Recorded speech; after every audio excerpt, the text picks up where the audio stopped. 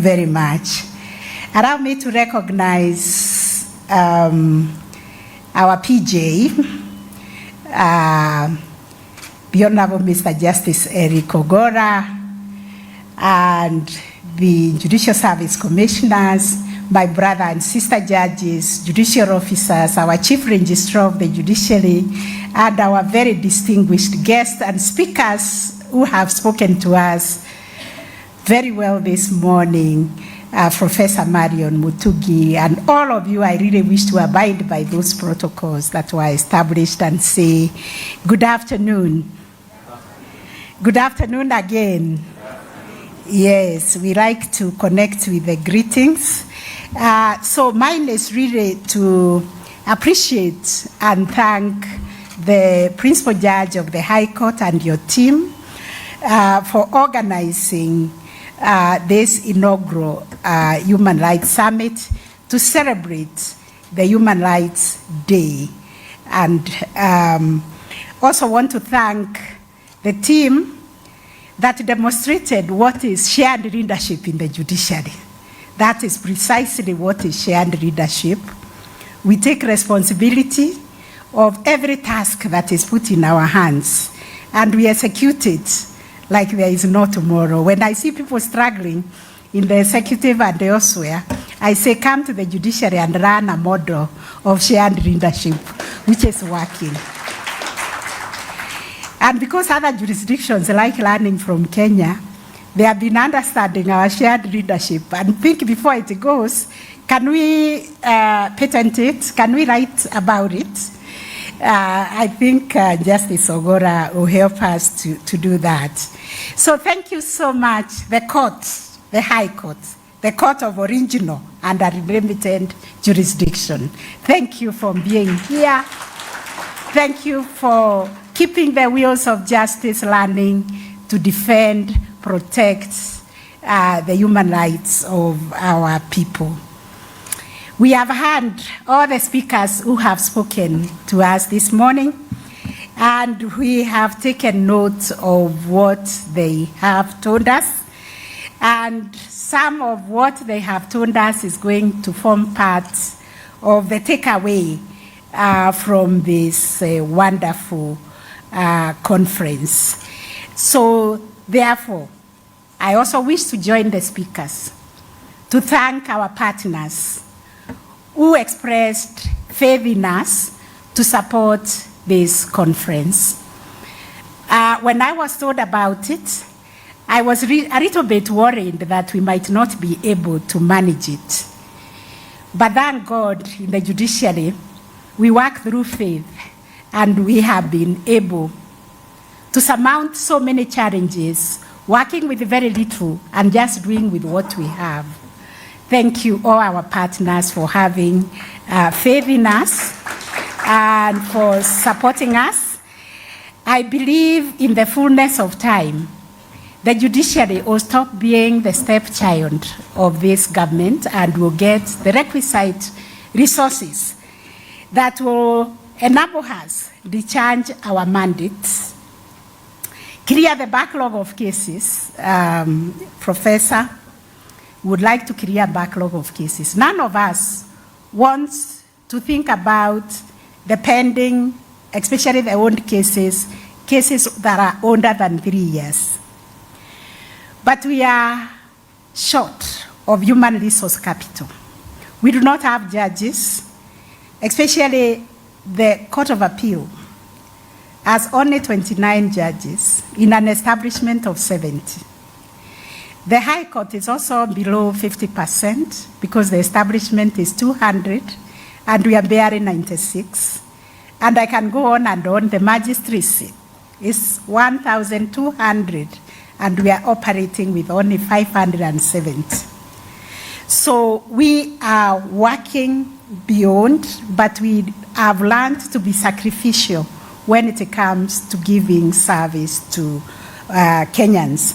So we have taken note of that, and we will continue to agitate for more resources to be able to serve the needs of our Kenyans.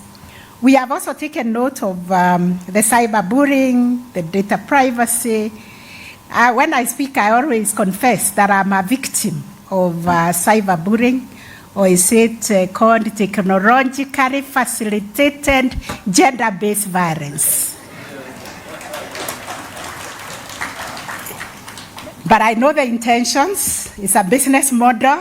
I don't know to achieve what, maybe to scare me, to distract me, to defame me, and hold me out of office, but they can try something else. So, we have taken also the existential threats that we have been told about, which I have noted. Thank you very much, Duncan Okero. You have kept on reminding us what they are. It is climate change. It is corruption that has eaten the fabric of our society, and we in the judiciary occupy a special role of ensuring that we protect our society from these corrupt practices. We deal with those matters that come with before us, family. The other existential threat is the gender-based violence, and the story we were told by Madam President of the Law Society about the child, and I wish she was here to hear the response of the judges, that judges have also come in contact with that child 3 years, 4 years, or even below. Somebody told me of a story of a 6-year-old, a 6-month-old who was defiled. You wonder where you detach a child like that. But these people sitting here have such horror stories of horrible cases of gender-based violence. And what have we done? We didn't take a picture and run away, because we know we have dealt with the perpetrator and we are put him behind bar. But where we are put him behind bar, he is being trained, vocational training by the University of London to become lawyers. The other day we had 29 of them qualify as lawyers. What happened to the victim? We are asking ourselves that question. And it is for that reason that we have opened 13 specialized courts, gender justice courts. We did not take a picture and run away. The picture remained with us, and we did something. And we are continuing to do something. We are saying resources allowing us, the CRJ and Judicial Service Commission, they're supporting us so that we can have those gender justice courts in all the 47 counties. So we are listening to Kenyans, we are serving Kenyans, and even our speakers this morning, we have listened to what you have told us, and we are very, very happy about that. So to my speech this afternoon, I am greatly honored to join you for this timely and important summit on upholding human rights in a changing Kenya. The theme of the summit is of great significance in our present time, when we have to contend with multiple human rights issues and challenges that deeply concern the people of Kenya. I take this opportunity to commend the High Court for convening this summit, which allows us a chance to reflect, discuss, and share insights on addressing issues that relate to contemporary human rights landscape in Kenya. My Lord, my lady justices, the promulgation of the Constitution of Kenya 2010 marked a profound and transformative moment in our country's history.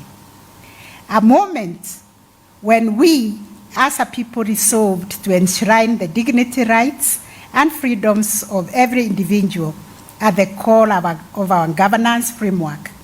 Article 19 of the Constitution articulates the essence of this shift, unequivocally affirming that the Bill of Rights is not merely an aspirational declaration, but an integral part of Kenya's democratic state and the framework for the social, economic, and cultural policies. The Bill of Rights, as outlined therein, forms the foundation of every facet of the state action and social interaction. It is the guiding framework for shaping policies that promote social equity, economic inclusivity, and cultural diversity. By embedding the Bill of Rights as a cornerstone of government, the Constitution ensures that the principles of justice, equality, and human dignity influence every decision made by the public institutions and every interaction between individuals. Whether we are fostering equitable access to healthcare, education, or housing, or in safeguarding freedom of expression and the right to protest, the Bill of Rights serves as the moral and legal compass that keeps Kenya's democracy. The presence of these provisions of protection of human rights compel the state actors to prioritize in cases involving enforced disappearances and extrajudicial actions. The High Court has not hesitated to issue orders compelling law enforcement agencies to produce individuals unlawfully detained. This commitment breathes life into constitutional guarantees and sends a strong message against impunity. The High Court has also made significant strides in ensuring the right to adequate housing, and they have done so with gusto. In landmark judgments, there are very many. When I was looking at this paper, we could not cite all of them.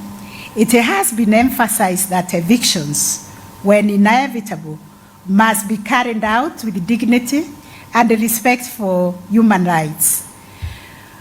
By foregrounding human dignity, the High Court has made it clear that even the most marginalized citizens must be treated with compassion and fairness. In championing the best interest of the child, the High Court has set an example for judicial sensitivity. Notable cases such as the intervention by the High Court in Naivasha on a Sunday to review bail terms for children detained during maandamano. This reflected the court's unwavering commitment to safeguarding the rights of the most vulnerable members of our society. The High Court has also developed trailblazing jurisprudence on the rights of intersex persons and other vulnerable groups. By expanding the boundaries of inclusivity, the court has advanced the social justice agenda that is envisaged in our Constitution. This, amongst other landmark decisions, shows the High Court of Kenya is truly a guardian of our Bill of Rights. Ladies and gentlemen, despite the progressive and transformative human rights jurisprudence from the High Court and Superior Courts generally, we are still grappling with serious human rights challenges. I'm sure that each one of us has witnessed the significant human rights challenges that our country faces, including extrajudicial killings, abductions, increase in femicide and gender-based violence, what we are calling existential threats to our nationhood. There is suppression of peaceful assemblies, unaccountable use of power, poverty that is ravaging and ravaging so many of our families and communities, and socioeconomic inequalities. These are the realities of our nation. Some of these challenges are rooted in structural inequalities. They are also rooted in governance problems and changing society and global situations. Addressing these challenges remains crucial to the enjoyment of human rights and fundamental freedoms by millions of Kenyans. We are all told, and we were reminded by Professor Mutugi, that we are all children of God, created with a DNA of God in us. So even those who are experiencing this abject poverty are children of God. They are Kenyans. And we keep telling each other, no one should be left behind.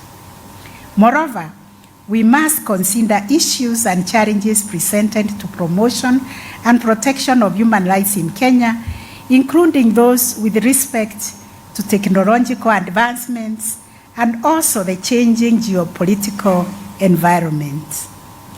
While technological has created and opened new opportunities for people to interact, share resources, and shape societies for better, it has had its downside when it comes to promotion and protection of human rights in Kenya.